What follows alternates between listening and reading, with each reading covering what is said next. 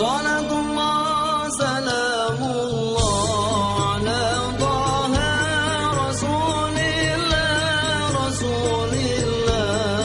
Salatullah salamullah ala Yasin Habibillah.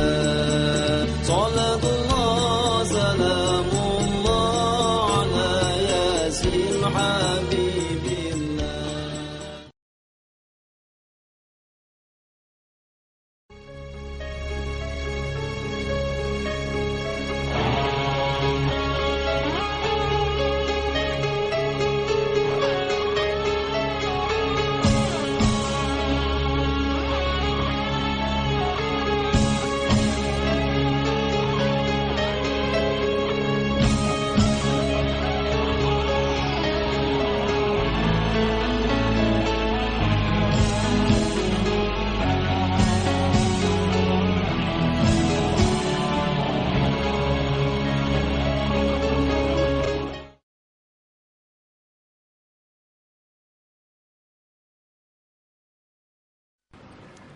Bismillahirrahmanirrahim.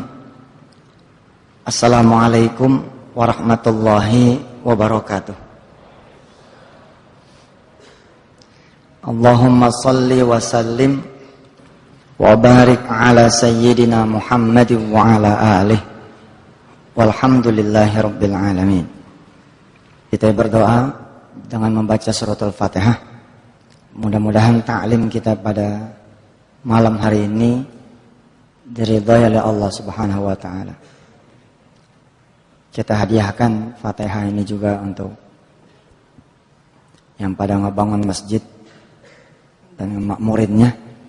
Mudah-mudahan Allah membalas senantiasa dengan pahala yang berlipat ganda hingga hari hisab nanti. Ala hadhihi niyah Al-Fatihah. Alhamdulillah. Bismillahirrahmanirrahim.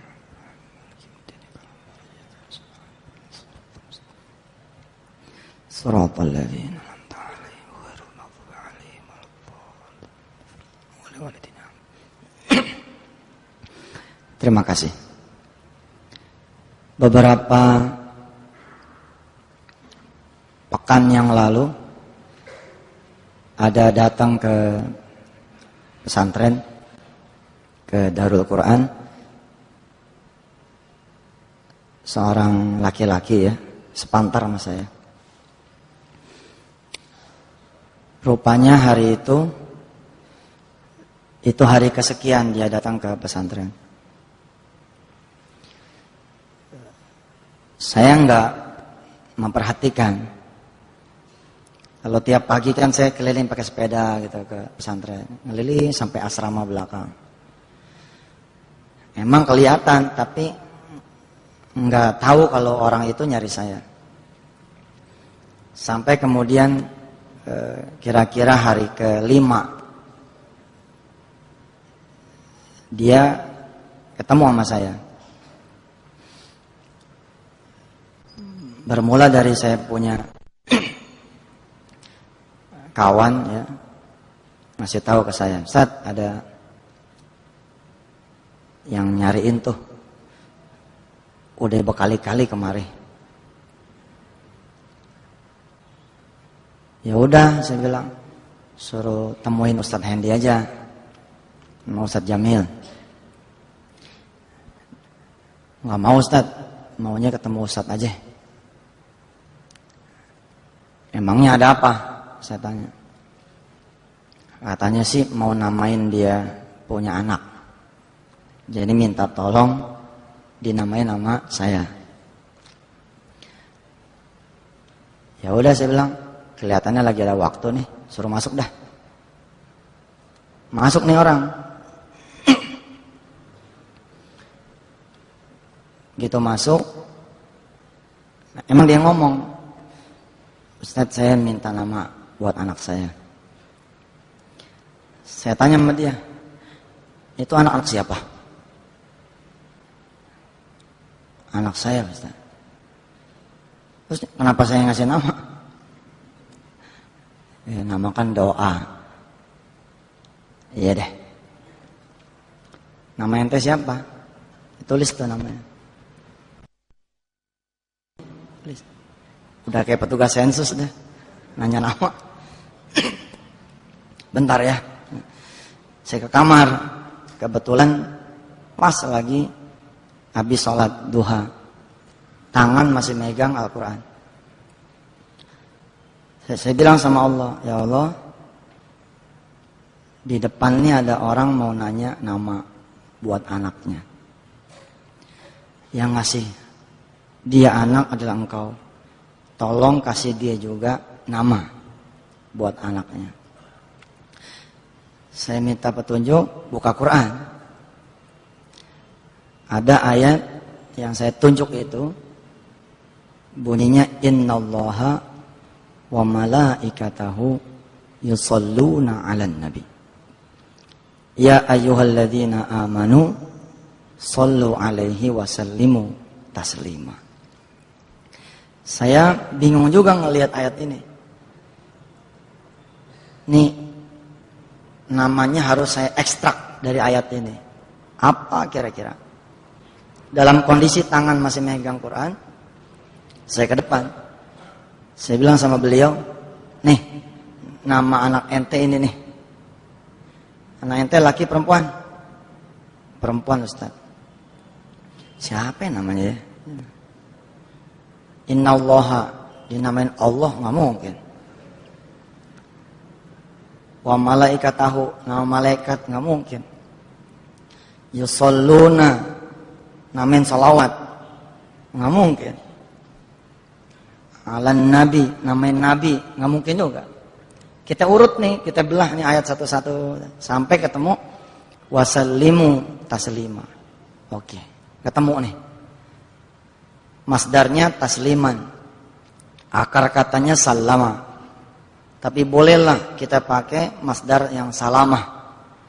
Jadi saya bilang sama nih orang, bagaimana kalau nama anak ente salamah? Dia nangis.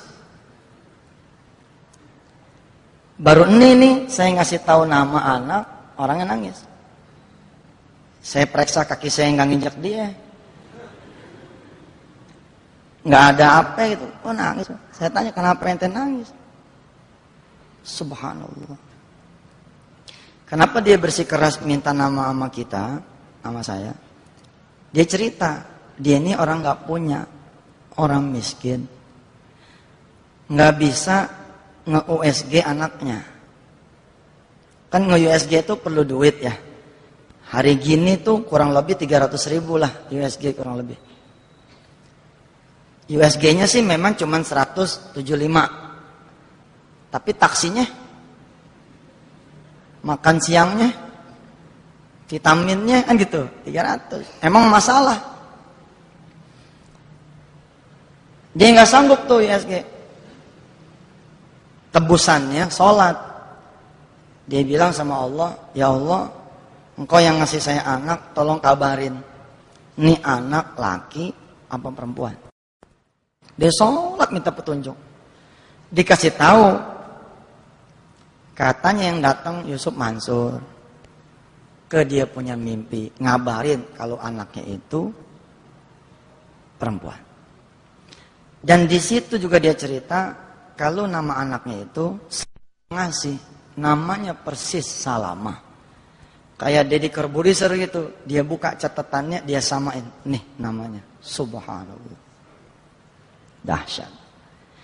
Tapi bukan episode ini yang saya banggakan ke hadapan Bapak dan Ibu semua jamaah Al-Azhar. Bukan. Yang saya banggain adalah kejadian berikutnya. Apa dia bilang? Ustadz, alhamdulillah niat saya sudah terkabul. Harapan saya sudah terkabul. Dan nama anak saya juga percis namanya Salamah. Dan ayatnya pun itu. Innallaha wa malaikatahu yusholluna 'alan nabi. Ustadz, saya akan laksanakan nazar saya. Apa nazarnya? Saya tanya. Saya niat Ustadz akan menyedekahkan seluruh isi rumah saya. Tadi kan di awal dia cerita dia miskin. Dia kagak punya. Dia gak mampu. Tiba-tiba kalimatnya dia akan menyedekahkan isi rumahnya.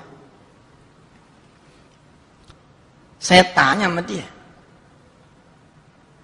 ente mau nyedekah isi rumah, emang isi rumah ente ada apaan?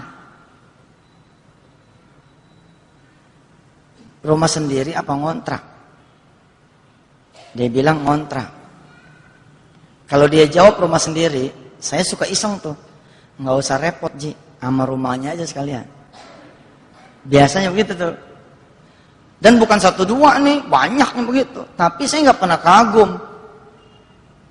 Banyak orang yang menyedekahkan rumah berikut isi-isinya. Atau dia punya penghasilan bagus. Jadi kalau dia serahkan semua dalam waktu singkat dia punya lagi. Tapi ini sopir. Ternyata dia sopir. Gajinya sekitar 1 juta. Dia jawab, ada DVD, ada TV, sama raknya. Ada lemari pakaian, saya akan ambil pakaiannya doang. Ada rak piring, saya akan ngambil piringnya doang. Ada dipan, saya akan ngambil kasurnya doang. Ada termos, ada dispenser, ada apa lagi tuh. Pokoknya dia bilang, itu semua akan saya sedekahkan. Luar biasa.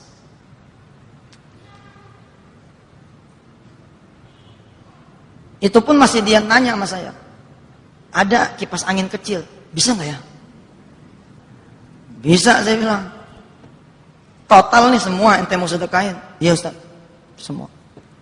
Terus ente punya apa? Dia jawab dengan meyakinkan, saya punya anak Ustaz. Itu lebih mahal daripada apa yang saya berikan kepada Allah. Belum selesai itu.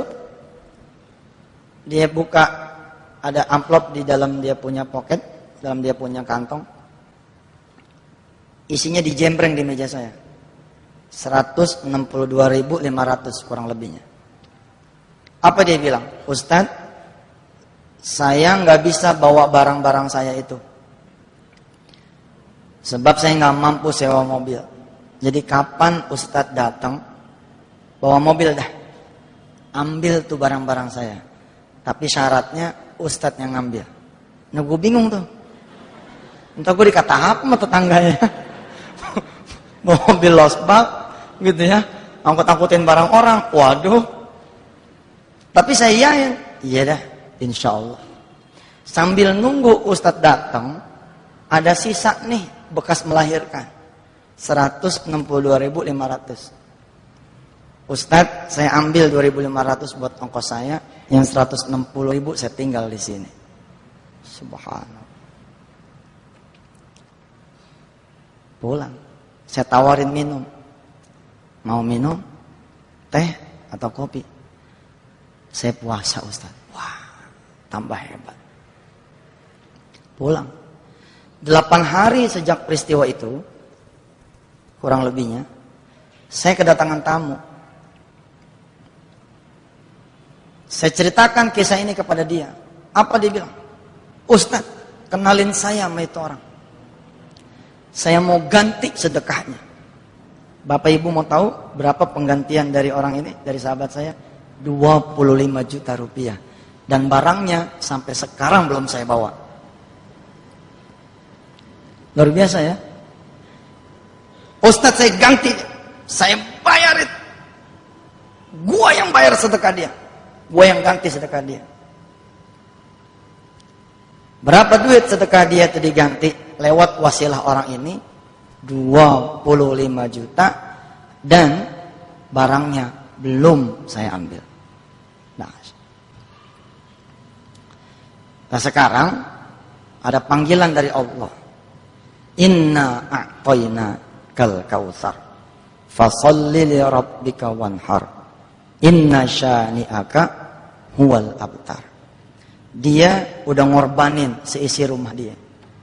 Kita mau nggak ngorbanin sebagian saja isi tabungan kita, emas kita, barang-barang kita untuk berkorban nih tahun. Tahun kemarin kita 1, tahun ini kita 2. Tahun kemarin kita kambing, tahun ini kita sapi. Tahun kemarin ya kita 10, tahun ini kita 5. Supaya sedekahnya makin gede. supaya korbannya makin bagus. Ini saya mengingatkan kepada saudara-saudara semua, sebentar lagi kita akan masuk Idul Kurban, Idul Adha. Ayo, jangan sampai ada yang ketinggalan. Setiap helai dia punya bulu tuh, insya Allah Allah akan catat sebagai penghapusan dosa, penambah derajat, dan mendatangkan kebaikan untuk kita semua. Insya Allah saya percaya muka-muka yang ada di sini udah muka sering berkorban semua. Ada yang korban perasaan, ada yang, iya kita tukerlah, kita tukar penderitaan kita, ya enggak? Kita visualkan begitu ini dipotong, saat itulah selesai semua masalah kita, semua urusan kita. Ya, insya Allah mudah-mudahan ini menjadi jalan buat kita semua. Bapak Ibu yang dirahmati Allah, coba silakan buka surah Az-Zumar. Surah Az-Zumar, surah ke-39.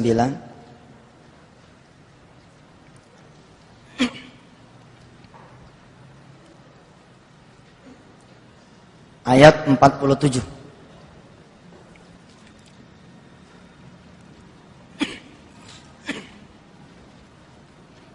Surah Az-Zumar, surah ke-39, ayatnya 47.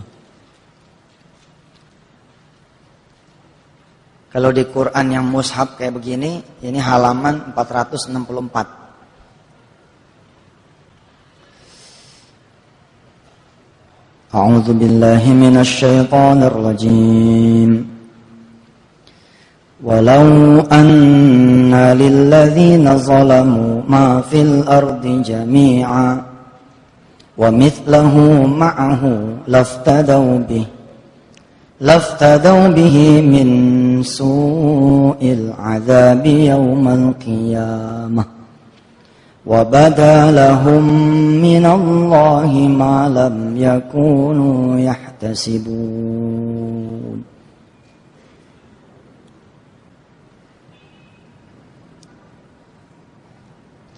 Walau anna lilladzina zalamu, kalau sekiranya orang-orang yang berbuat zalim, ma fil ardi jami'an, memiliki apa-apa yang ada di bumi, wa mithlahu, memiliki lagi yang serupa dengannya, ma'ahu, laftadau bihi min su'il azabi yaumal qiyamah.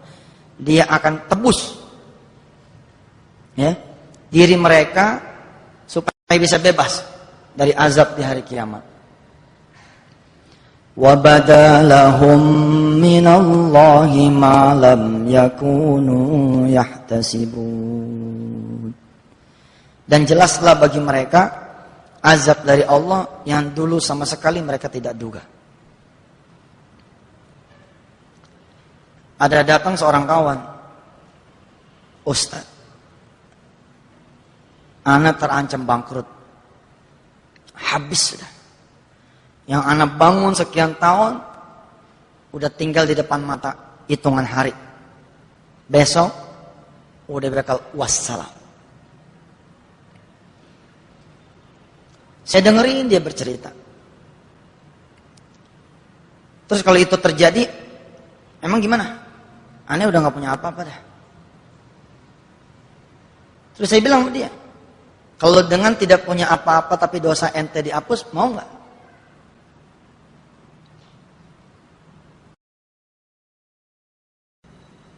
Saya ulangi ya. Kalau dengan tidak punya apa-apa itu, Allah ambil nih, tapi dosa kita hilang, dihapus, mau nggak?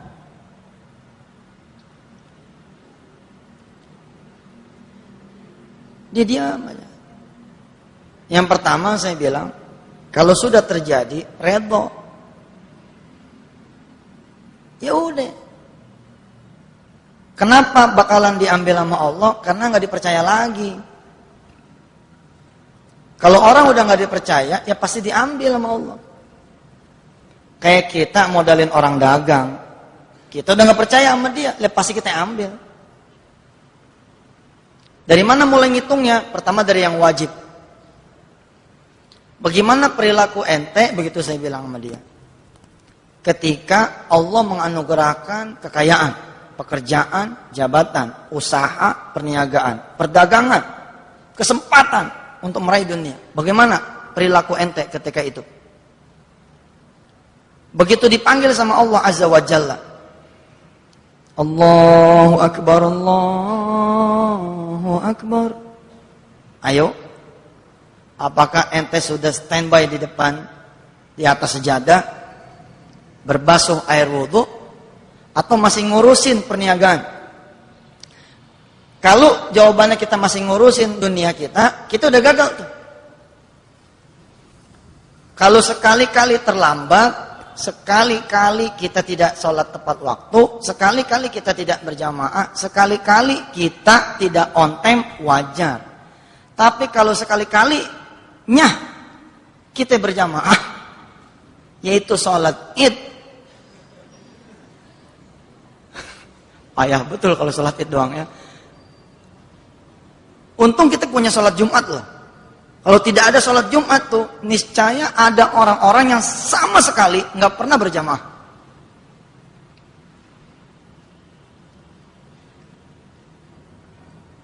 Gimana? Sholat wajib keteteran model kayak begitu. Kita manggil nih, ini kita modalin nih, adik kita modalin. Sebelum dimodalin, ngerapat terus.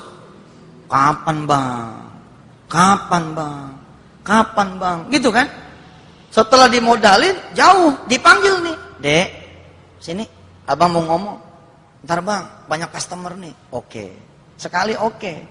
2 kali, 3 kali, kita datengin. Abang lo apa dagangan lo? Gitu kan? Kencangan. Abang apa dagangan? Kan begitu Allah nanya sama kita semua. Allahu khairun amma yusyrikun. Aku atau duniaku?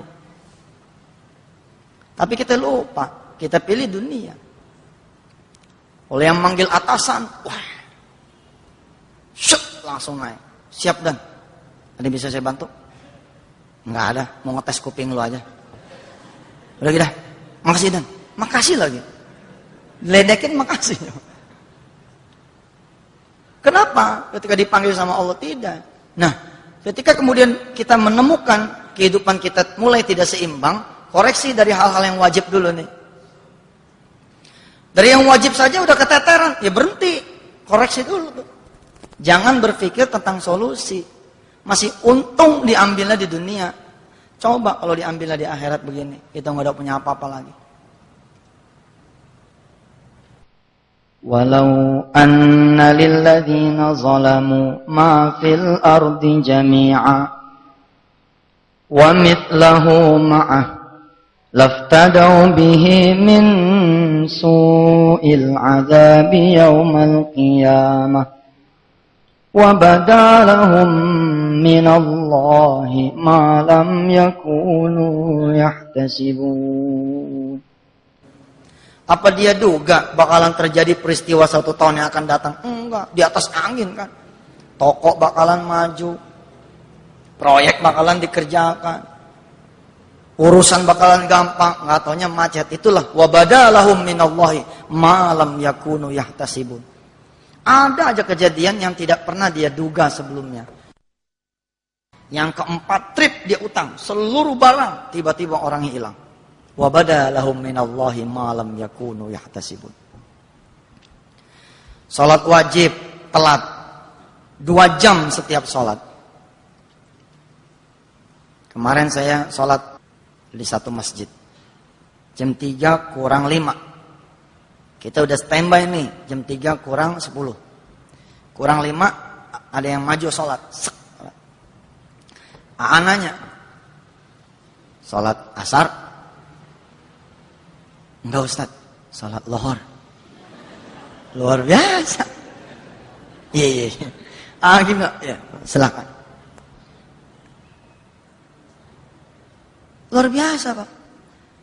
Kita berburu dunia mau, ya, dipanggil sama yang punya dunia nggak mau. Yang celaka 4 rombongan itu begitu assalamualaikum, ayo buruan. Gila. Paham gak tuh?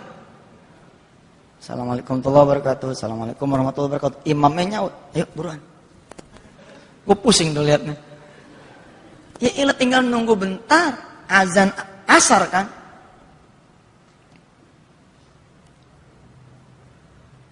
Telat 2 jam sekali waktu. 1 hari berapa jam? 5 waktu. Kali 2 jam. Berapa jam tuh jadinya? 10 jam. Orang lain udah lari 10 jam, ente masih di tempat. Orang lain udah naik 10 langkah karirnya, ente masih di situ. Orang lain udah punya 10 toko, ente masih di situ. Orang lain rizkinya udah 10, kita masih 1.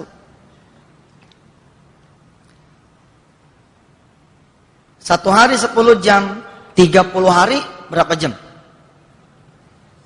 300 jam. 300 jam itu lebih kurangnya 15 hari. 15 hari kali 1 tahun, 180 hari. 180 hari itu berapa bulan? 6 bulan. Nggak lucu kan? Dalam 1 tahun hidup kita, 6 bulan kita susah. Mana ada lucunya tuh? Saya bisa ngitungin ya, mahasiswi, kenapa dia lulus tahun 2005, kerjanya baru di 2007. Dia lulus nih tahun 2005, kerjanya baru di 2007. Saya bisa hitungin. Kalau 6 bulan 1 tahun, dikali 4 tahun masa kuliah dia, 24 bulan. 24 bulan itu 2 tahun kosongnya. Terus ada yang bilang begini, teman sebangku gue gak sholat malah. Tapi begitu lulus kuliah, dia langsung kerja. Betul, tapi bapaknya tuh imam masjid. Ibunya tuh jagoan sholat. Di cover sama Allah, dikasih tuh. Kelebihan itu dikasih buat anaknya. Terus, hitung. Setelah yang wajib, ini orang ngangguk. Oh gitu Ustaz. Iya juga dia bilang. Terus sekarang yang sunnah. Yang sunnah bagaimana nih urusannya? Kita ngitung jangan yang sunnah yang bukan muakkadah. Kita hitung yang muakkadah. Qobliyah ba'diyah. Qobliyah ba'diyah itu gawat tuh kalau kita nggak kerjakan. Dulu kita belajar, yang namanya sunnah, kalau dikerjakan, tidak dikerjakan, tidak apa-apa. Karena kita belajar sampai bab situ doang, ya wassalam. Ya nggak apa-apa, Ji, namanya gue sunnah. Yang ini muakkadah. Kalau muakkadah itu dilakukan berpahala, tidak dilakukan berpotensi pahala, berpotensi bahaya. Dalam interval yang terus-menerus kita tidak melakukan, ini akan memakan kita punya kehidupan. Salat duha.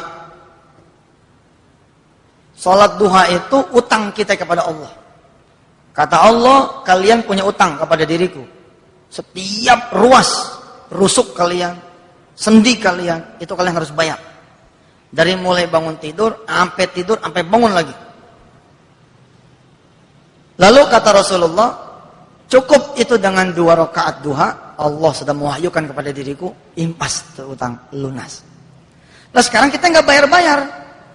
Karena nggak bayar-bayar, pekerjaan kita hasilnya buat Allah. Usaha kita buat Allah hari itu. Tidak ditagih-tagih ya, karena Allah nggak nagih. Begitu sekali nagih, berat semua hilang.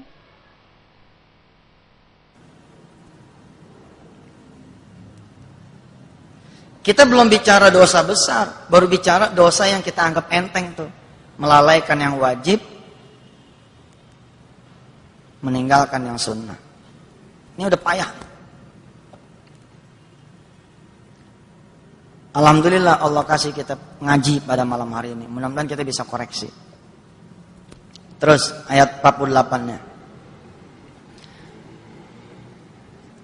وَبَدَا لَهُمْ سَيِّئَاتُ مَا كَسَبُوا وَحَاقَ بِهِمْ مَا كَانُوا بِهِ يَسْتَهْزِئُونَ. Dan jelaslah kemudian bagi mereka keburukan dari apa yang sudah mereka lakukan. Jadi sesuatu yang mereka anggap baik, dapat kredit, bisa buka toko, begini begitu, ternyata malah bablas. وَحَاقَ بِهِمْ مَا كَانُوا بِهِ يَسْتَهْزِئُونَ. Kita sering ledekin orang-orang yang pada, ente kalau nggak usaha mana bisa. Harus usaha. Bener sih. Tapi kalau usaha kemudian meninggalkan yang urusan-urusan yang wajib, ya hasilnya begitu.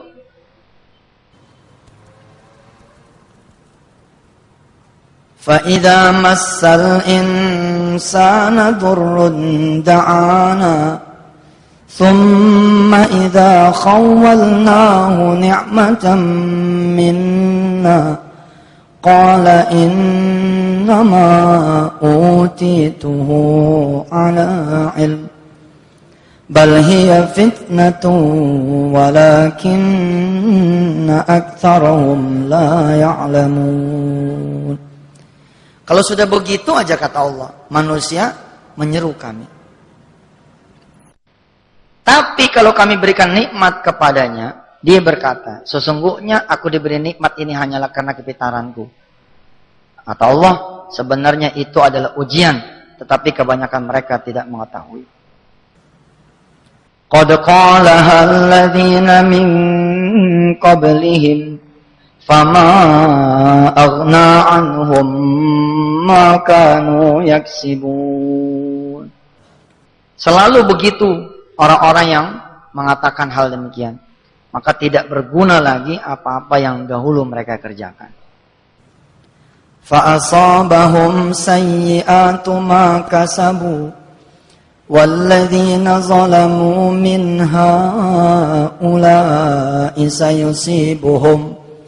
سَيُصِيبُهُمْ سَيِّئَاتُ مَا كَسَبُوا وَمَا هُمْ بِمُعْجِزِينَ.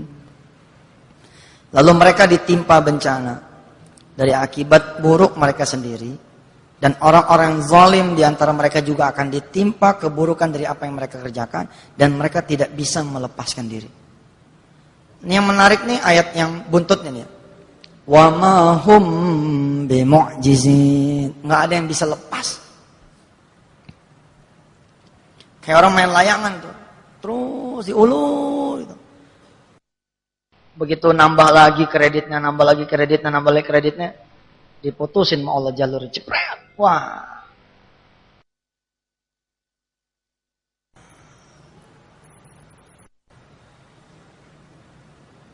Saya bilang sama orang,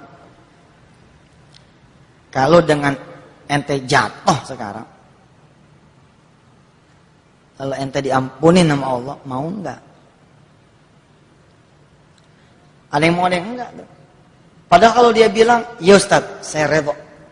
Kalau sudah redo, ngadep bang, ambil dah. Karena kita tahu yang ngambil pasti Allah, ya biar aja udah. Tapi saya jadi punya utang Ustaz, utang ke orang tua. Yang ngomong sama orang tua. Nanti orang tua saya ngomel, ya terima aja mau begitu. Istri saya kasihan Ustaz, kalau kasihan kenapa ente nggak jaga diri?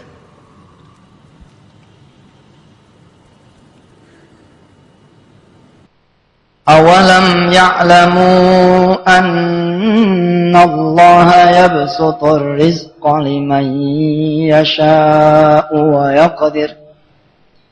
Inna fi dzalika laayatin liqaumin yu'minun. Dari ayat ini kita tahu bahwa cuman Allah yang bisa melapangkan dan menyempitkan rezeki. Jadi urusan kita tuh dapat duit bukan karena kita dapat kredit.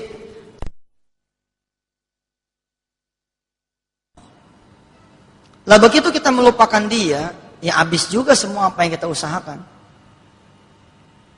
Sebelum ente pada kerja, yakin ente pasti berdoa.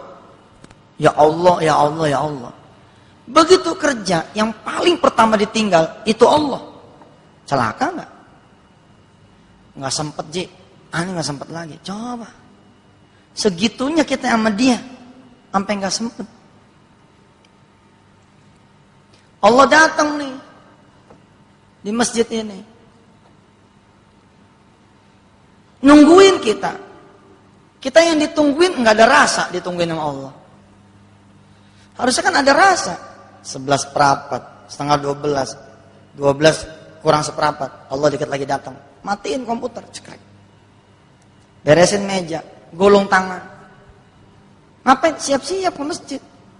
Big boss datang. Big boss datang. Saat itu ada yang ngundang. Bos, undang makan siang tuh. Sambil meeting katanya. Bilangin sama dia. Ada yang lebih penting lagi nih. Apaan yang lebih penting? Allah Ji, sholat berjamaah. Wah, berat. Berat urusannya. Ya ntar gue sampein sama dia dah. Hebat ya. Saya cerita di dalam, saya punya buku. Ada anak muda. Jam 11 tank interview. Dia siap-siap dari subuh, siap-siapnya tuh. Bener nggak? Ingat nggak kita dulu? Bukan kita, lo, gue mah nggak pernah ngelamar. Situ ya, ingat nggak?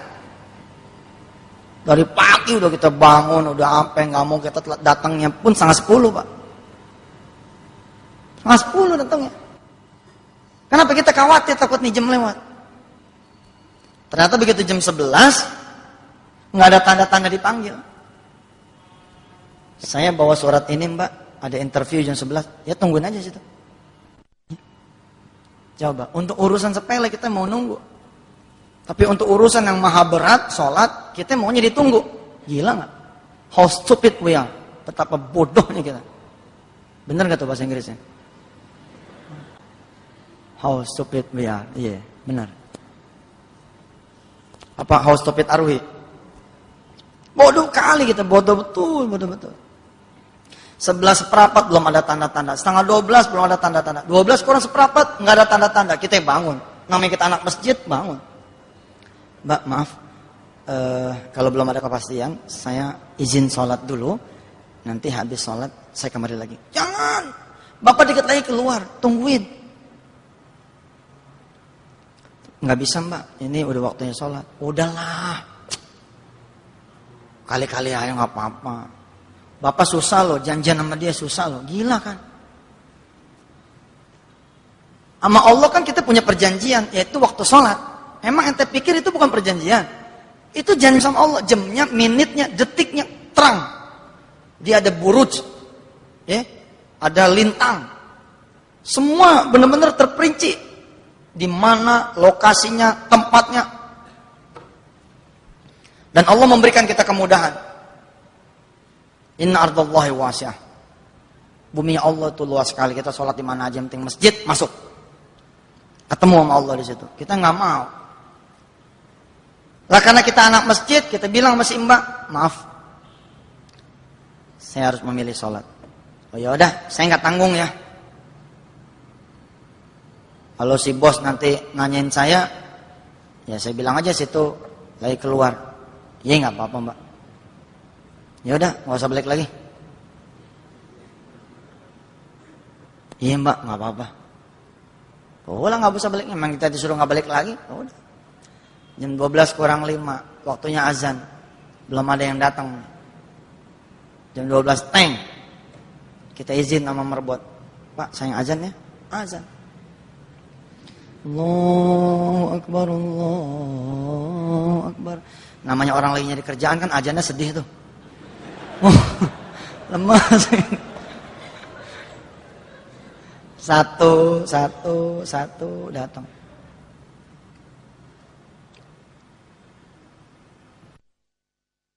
Ada satu orang bilang, "Qomat nih." Qomat. Ada satu orang di antara mereka masuk nih, jadi imam. Selesai jadi imam, ini orang yang satu tetap diem di tempat. Terus ba'diyah. Beberapa orang di belakangnya ba'diyah juga. Itu selesai, assalamualaikum, assalamualaikum. Ini orang kena asing ditanya nih masih imam. Kamu karyawan baru ya? Bukan Pak, saya lagi interview di sini. Oh, interview sama siapa? Disebut namanya sama Pak Anu. Jam berapa? Jam 11 tadi Pak. Oh, ya. Bisik-bisik nih orang ini yang 2-3 ini. Terus kata yang satu ini, imamnya jalan, Pak, kata bapak disuruh ikut. Suruh ikut kemana? Suruh ikut aja makan siang katanya. Makan siang? Subhanallah. Ternyata pimpinan itu, imam itu, ya pimpinannya kantor itu. Diangkat jadi manajer HRD. Program pertama, pecat tuh sekretaris yang tadi.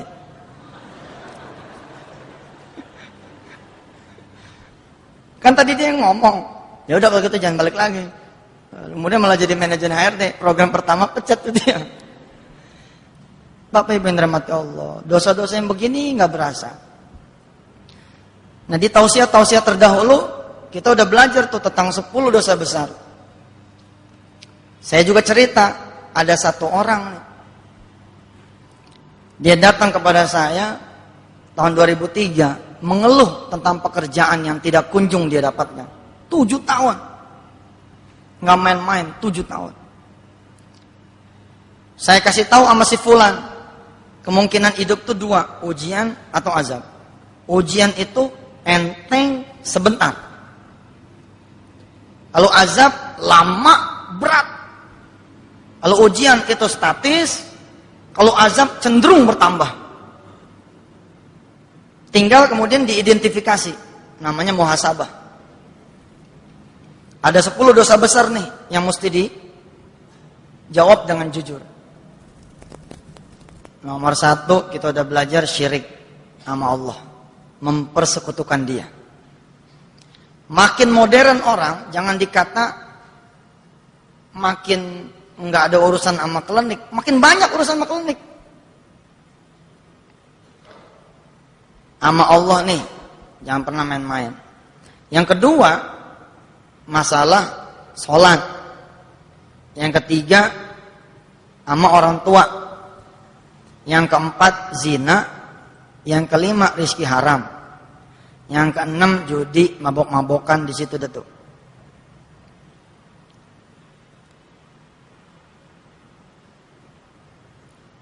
Delapan, 9, 10 itu ghibah, mutusin silaturahim,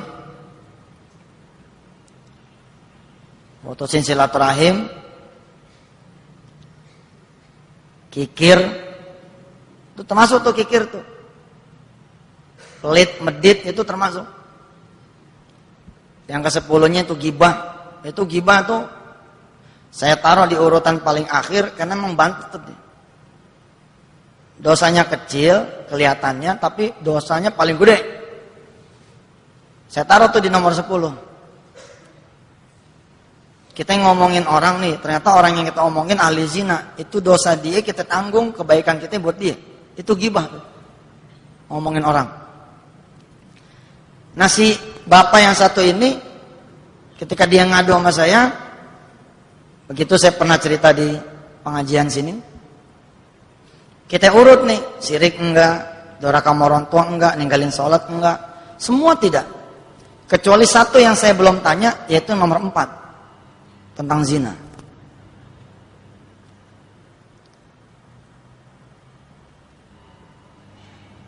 Karena curiga ini orang berbuat zinanya bukan dengan istrinya. Bisa nggak orang berbuat zina dengan istrinya? Bisa, sebelum jadi istri. Sekarang kan model begini. Model. Dijajal dulu begitu. Wah, sekarang amit. Makanya saya senang bener kalau ada orang nikah muda tuh senang tuh. Selamat. Ini ada orang maunya sekolah tinggi, tapi yang main gini-gini nggak merhatiin.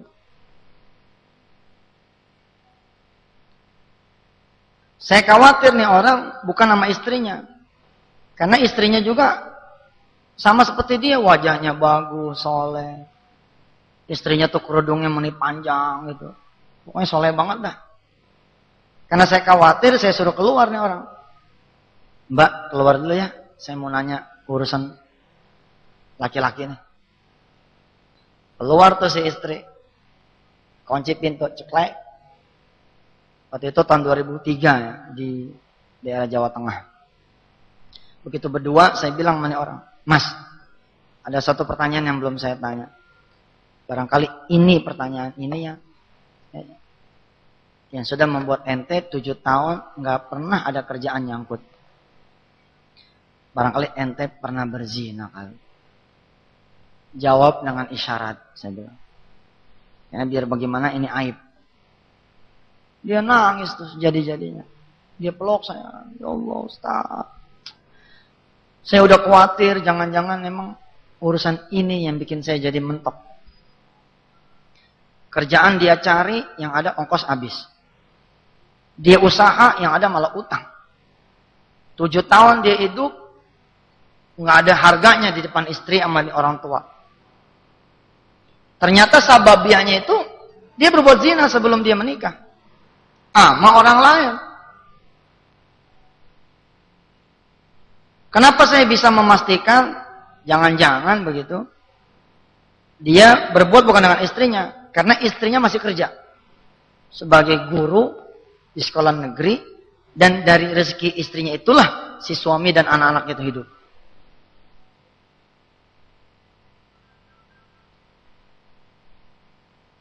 Terus dia nanya, apa hubungannya Ustaz? Zina sama saya tidak dapat pekerjaan. 1, coba buka surah Al-Furqan. Buka dah.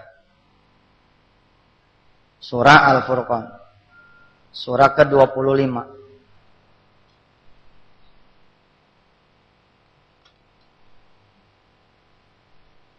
Ayat 68.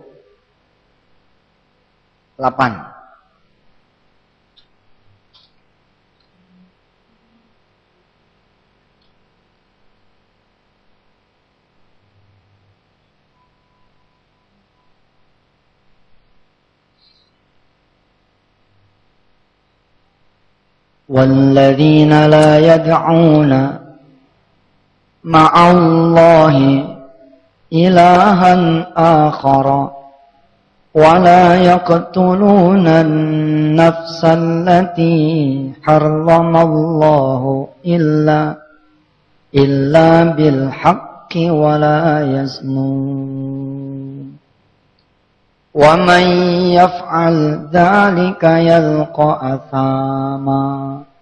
Lihat tuh. Wala yaznun, dan tidak berzina. Kalau dia berzina, wa may yaf'al dzalika yalqa athama. Dia akan dapat hukuman yang berat. Kalau bahasa yang lain, yalqa athama tuh begini. Dia dikalungin dengan kalung yang namanya kesusahan. Itulah yalqa athama. Bahkan yang gawatnya nih, yudha'af lahul 'adzabu yaumal qiyamati wa yakhlud fihi muhana. Akan dilipat gandakan azab untuknya pada hari kiamat, dan dia akan kekal dalam azab itu dalam keadaan yang terhina. Kalau dilipat gandakan berarti kan ada yang dilipat, ada yang digandakan. Di dunianya juga dapat. Itu yang pertama. Yang kedua, ada qaul. Bunyinya begini. An-nikahu miftahur rizki. Nikah itu kuncinya rezeki. Maaf ya, kita sudah sama-sama dewasa. Kemaluan pria, kemaluan laki-laki itu kunci. Kemaluan perempuan itu pintu. Buka dah pintu itu, bukan pakai kuncinya. Kotrak-kotrek, kotrak-kotrek, patah. Halal masuknya itu pintu, kunci ke pintu itu kalau di akdun nikah. Tapi kalau tidak, maka tidak halal. Oh, tidak halal, patah. Patah apanya? Patah rizkinya. Lah kita sepakat, rizki itu tidak harus selalu uang. Termasuk juga pekerjaan. Pekerjaan itu ke rizki. Sehingga ada orang-orang yang jago zina, itu pekerjaan mati dia. Enggak pernah ada tuh pekerjaan. Hasil usaha juga rizki. Ada orang yang kerjaannya banyak, proyeknya banyak, nggak pernah ada hasilnya. Anak juga rizki. Ada orang berumah tangga sampai sekian lama, tapi nggak dikaruni anak. Lalu kemudian dia memuhasabahkan dirinya dan mendapatilah dia bahwa dia dengan istrinya dulu berzina. Lalu kemudian sekarang menerima kenyataan bahwa dia tidak punya anak, ya sudah, nasibnya emang begitu. Putus rizki yang berupa anak. Langgengnya rumah tangga juga rizki. Ada yang begitu nikah Agustus, Desember cerai. Keluar di infotainment karena ini kita tidak akur, baru ketahuan, baru tidak selaras. Enggak. Yang aslinya itu Allah mematahkan rizki berupa kelanggengan rumah tangga. Hubungan yang harmonis juga rizki. Ada rumah tangga yang isinya ribut terus ribut. Perkaranya satu, sebelum dia menikah dia berdua berzina. Kebetulan Allah menjatuhkan hukumannya di urusan harmonis rumah tangganya itu. Habis, sampai dia sadar, dia tersungkur, dia bertobat, baru tuh rumah tangganya benar. Baru tuh dia punya anak, baru tuh dia punya kerjaan, baru tuh dia punya hasil proyek, baru tuh hidupnya bebas dari utang, baru tuh dia punya hidup benar.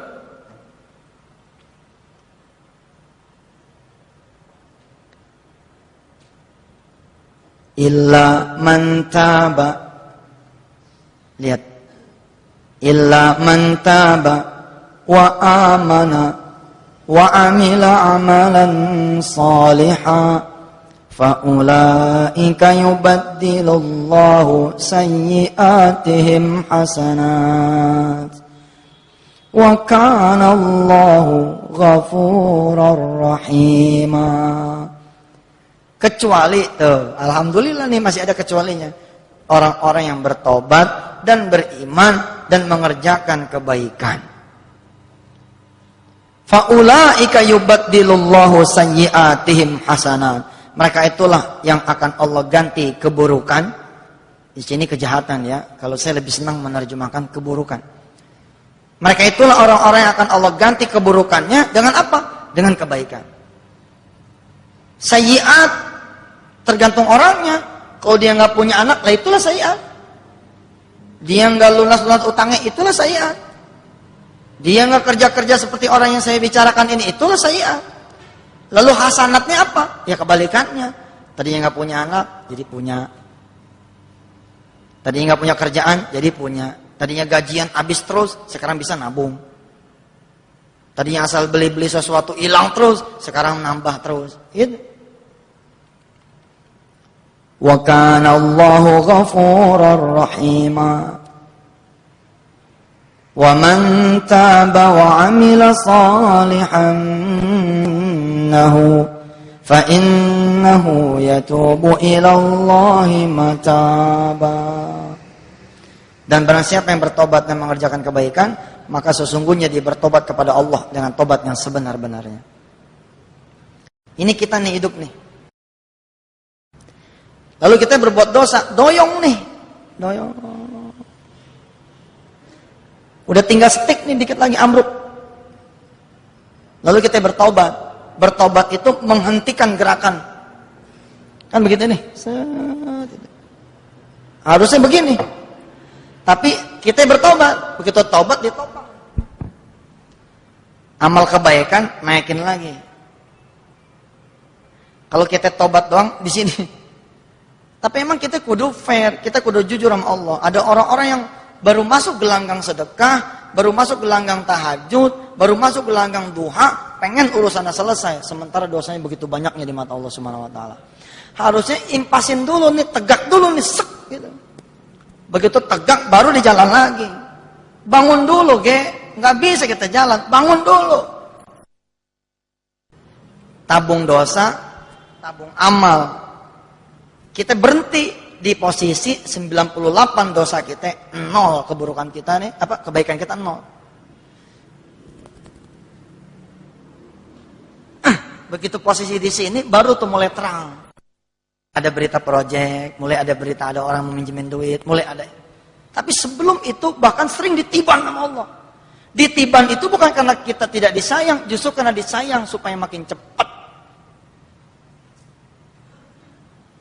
97 1. Oh gitu ya. 96 2. Terus sampai akhirnya 49 51.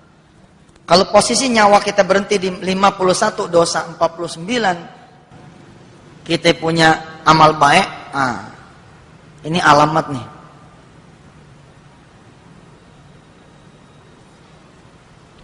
Disamain. Jadi saya bilang ke ini orang, ya sudah, ente bertobat aja dulu. Dengan bertobat bisa nggak kehidupan kita senang lagi? Bisa. At-Tahrim surah ke-66 ayatnya 8.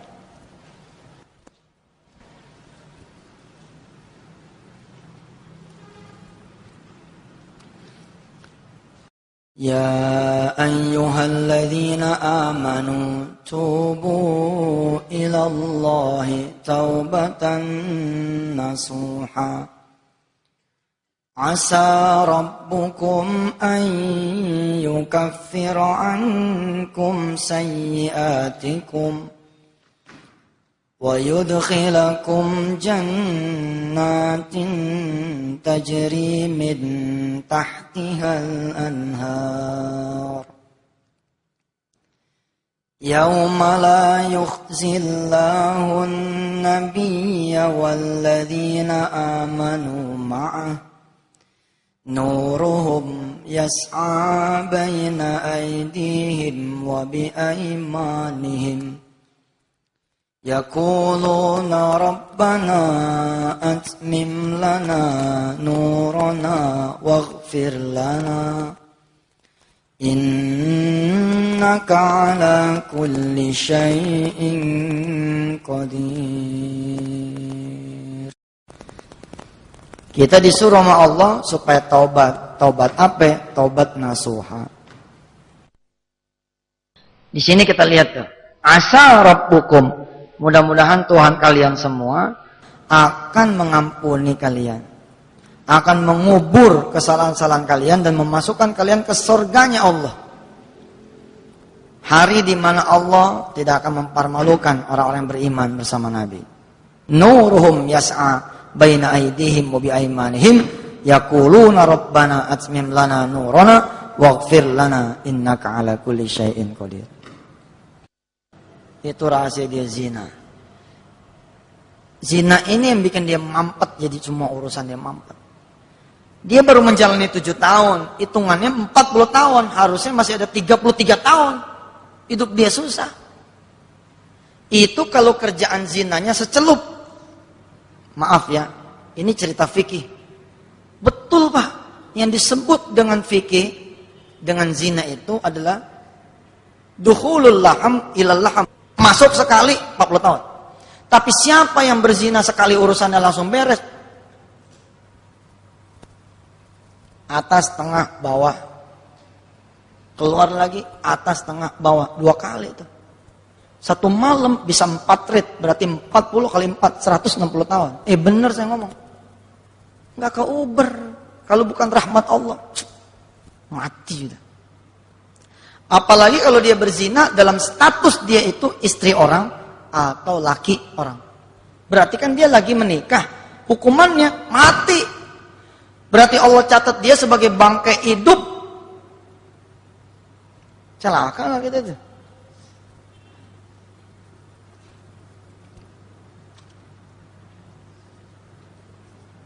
Pekerjaan yang begini udah dianggap enteng sama manusia. Udah dianggap enteng. Tayangan-tayangan televisi, anak-anak kita. Di institusi yang pakai alif lam saja sekarang namanya aurat sudah bukan lagi hal yang tabu. Di institusi yang namanya alif lam, gua nggak tega nyebutnya nih. Di institusi yang pakai alif lam, yang namanya aurat nggak berlaku di sini. Gua kalau jadi rektornya nih, betulan nih, gua tutup tuh kelas, lu pulang sana, pakai yang benar. Nggak perhati ya. Bagaimana di institusi yang tidak pakai alif lam? Udah ada masjid bagus kayak begini, sholat di toilet. Bagaimana urusannya? Kalau saya jadi ketua DKM, saya kunci nih masjid. Kita pindah ke toilet, nemenin anak-anak mahasiswa. Dikasih masjid bagus, sholat di parkiran. Ngelingnya nggak tanggung-tanggung, Timur Tengah punya. Itu kan potret buat kita, Ji. Di tengah yang memegang disiplin ilmu saja, begitu. Komo, istilahnya komo gitu ya. Bagaimana lagi yang di luar? Ini kan prihatin kita. Pegangan tangan biasa. Duduk bersanding dengan yang bukan muhrim biasa. Udah biasa banget, nggak ada lagi takutnya gitu orang. Padahal itu pengaruh sekali ke urusan dunia tuh, pengaruh betul. Nggak percaya ya, habis orang itu datang, kemudian salaman sama saya dan saya bilang bertobat, lalu saya bilang katakan sama dia, sudahlah, Allah itu maha pengampun. Maha pengampun. Nggak percaya, kita balik lagi ke surah yang tadi, surah Az-Zumar. Surah Az-Zumar kita terusin. Tadi kan sampai ayat 52 toh. Az-Zumar surah ke-39. Kita berangkat ke ayat 53-nya. Lihat nih.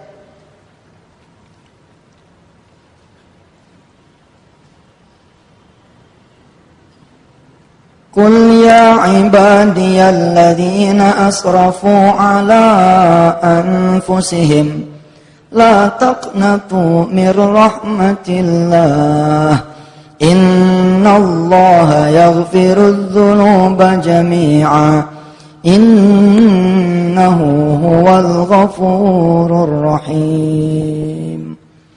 Katakan kepada katakanlah wahai hamba-hambaku yang melampaui batas, jangan putus asa dari rahmat Allah. Tuh.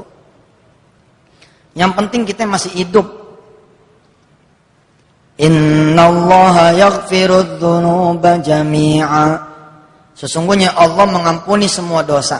Innahu huwal ghafurur rahim. Karena dia Allah adalah yang maha pengampun lagi maha penyayang. Karena dia adalah Allah yang maha pengampun lagi maha penyayang.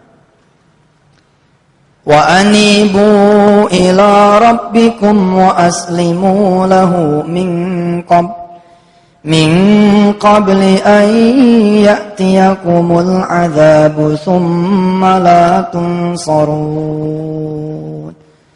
Maka kata Allah, cepat kembali kepada Tuhanmu dan menyerahlah kepadanya sebelum datang azab yang kalian semua tidak sempat lagi ditolong.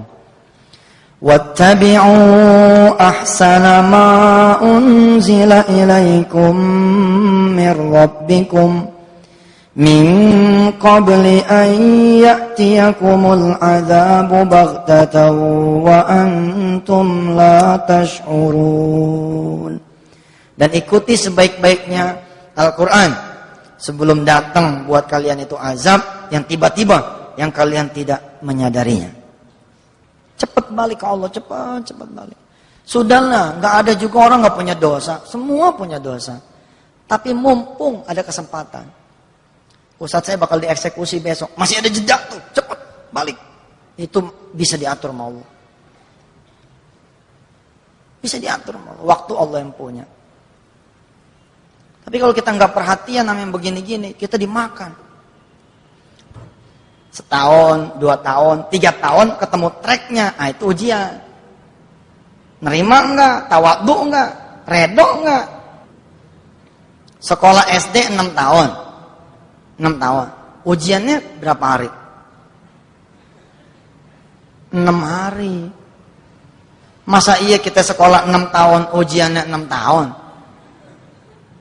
Kalau hidup kita penuh dengan ujian, memang itu sejatinya hidup. Tapi dalam perangkat berpikir muhasabah, ya kita mikir. Bisa dibenerin nggak? Bisa. Kuncinya bawa ke Allah. Bawa. Kalau perempuan tuh ya, itu kanker rahim. Betul tuh, kista. Kanker payudara. Emang situ pikir mudah apa penyakit datang ke badan yang suci ini? Ini terlalu keras saya ngomong dan menyakitkan orang yang punya penyakit itu. Tapi ini mikir, ini buat kita. Not for the others. Bukan buat yang lain, buat kita. Karena belum tentu juga orang yang punya penyakit kanker itu asalnya dari azab. Enggak, ada juga dari ujian. Tapi mbonya mikirlah. Maaf ini memang masjid, tapi ini kita pengajiannya udah terlanjur pengajian fikih begini. Dari mana judulnya penyakit-penyakit kayak begitu coba? Binatang hidup, virus hidup. Kalau laki-laki itu emang urusannya ekonomi, urusannya kehormatan, kemuliaan. Kalau perempuan rata-rata penyakit tuh. Makanya kalau nggak mau beresiko, tutup rapat tuh. Tutup rapat betul. Berhijab yang benar. Buat apa kalau udah begitu kan kita sendiri yang memang susah gitu.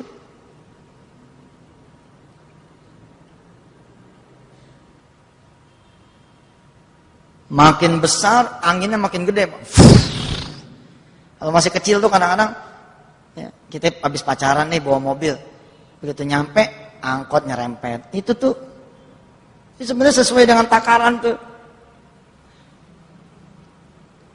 Sekali lagi, ini muhasabah untuk diri kita, bukan buat orang lain. Ingat ya, bukan buat orang lain. Berbahagialah saudara, kalau ternyata situasi kesusahan, penyakit, utang, semua, ternyata bukan azab, tapi ujian. Berbahagialah saudara. Paham tuh?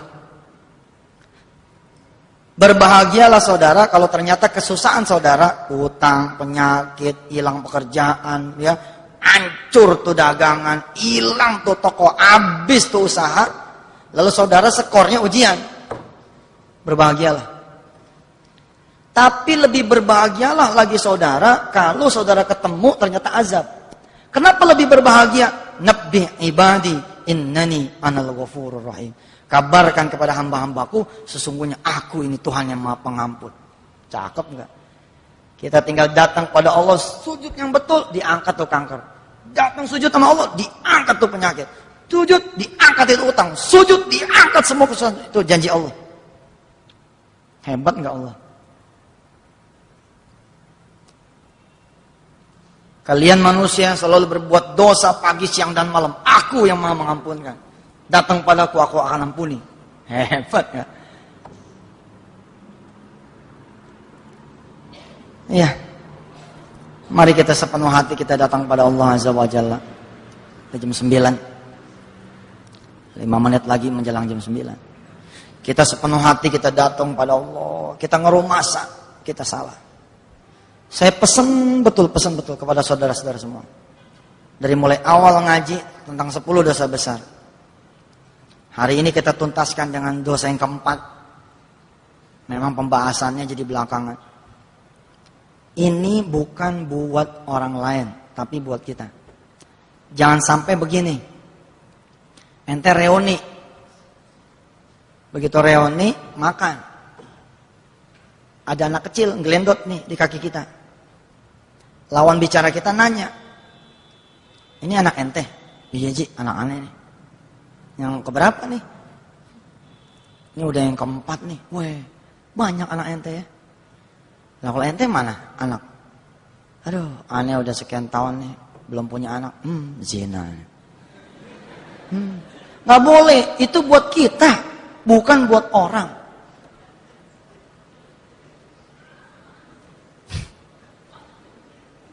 Ada lagi ditanya.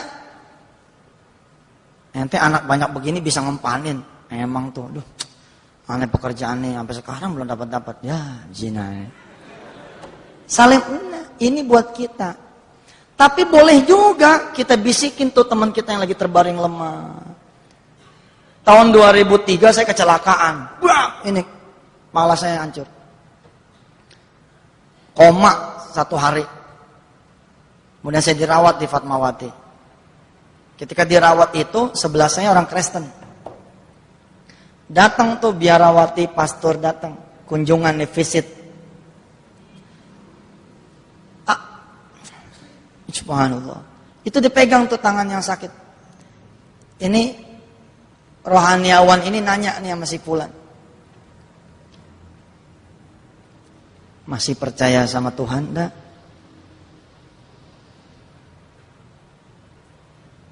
Kalau masih, mari kita berdoa pada dia. Dia punya kuasa yang dengan jarinya bisa menyentuh penyakit saudara bisa sembuh. Tapi sebelum berdoa sama Tuhan, punya salah apa kira-kira?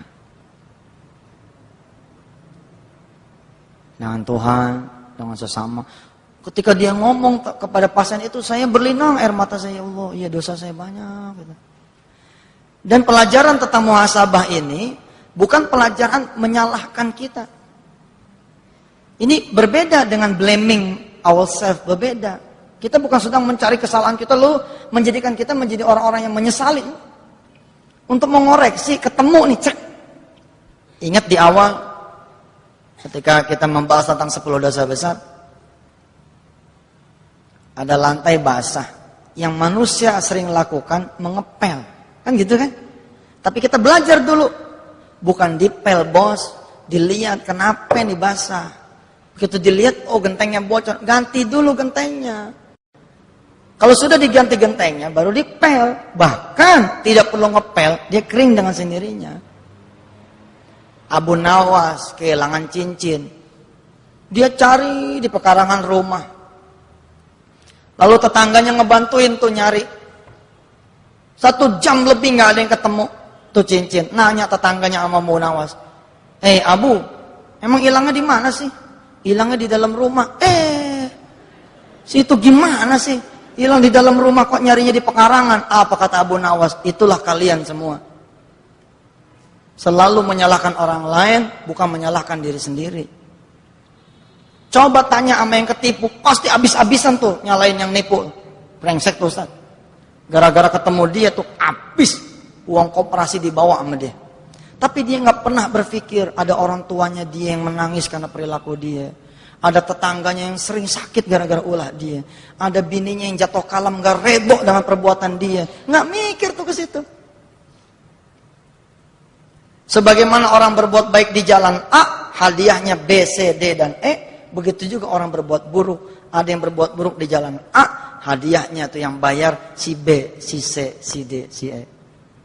Kiranya dengan kita bertobat sepenuh hati kepada Allah, Allah akan bikin kita punya hidup lempeng lagi. Terima kasih saudara pertemuan yang rahmati Allah. Mudah-mudahan ini ada hikmahnya.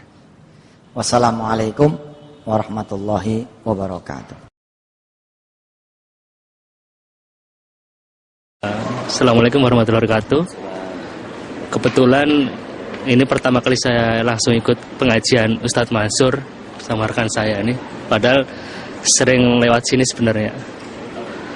Kesan saya sangat mengenal sekali dengan kehidupan sehari-hari, terutama dengan sharing-sharing yang diberikan.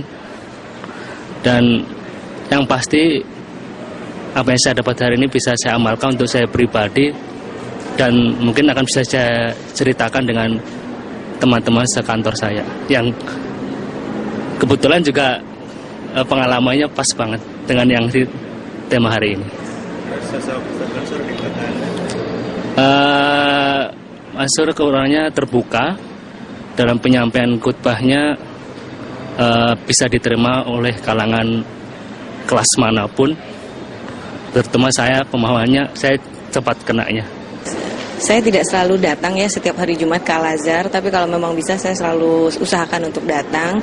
Satu yang saya sangat suka dari Ustadz Yusuf Mansur itu ketika dia berbicara masalah sedekah ya, semua juga tahu itu. Rasanya itu kayaknya kalau pulang itu apa yang kita bawa juga mau kita kasih semua gitu buat disedekahin, dan momen seperti itu yang selalu akan saya ulang setiap kali bertemu, karena kan namanya iman naik turun ya, udah lama nggak begini lagi gitu, tapi begitu habis dengar lagi masalah sedekah rasanya kayaknya pingin semuanya deh dikasih. Isinya sih sangat bagus. Tadinya saya nggak mau datang ke sini, cuman karena disuruh orang tua jadi ikut dan senang sih, nggak ngebosenin. Iya, nambah wawasan pastinya. Ustadz Mansur ceramahnya bagus, terus ya itu nggak ngebosenin buat anak muda lah ini. Aduh, saya sangat senang banget ya bisa hadir. Kebetulan saya kan baru pertama kali di sini gitu, jadinya beruntung gitu kan ada teman saya yang memberitahukan acara ini gitu. Saya senang banget jadi masukan buat kita ke depannya. Gimana ya bisa dijadikan seorang dai yang bisa jadi idola gitu ya. Apa yang dia tulis itu kan memang adalah kisah nyata gitu, jadinya memang benar-benar menjadi pengalaman gitu buat kita juga.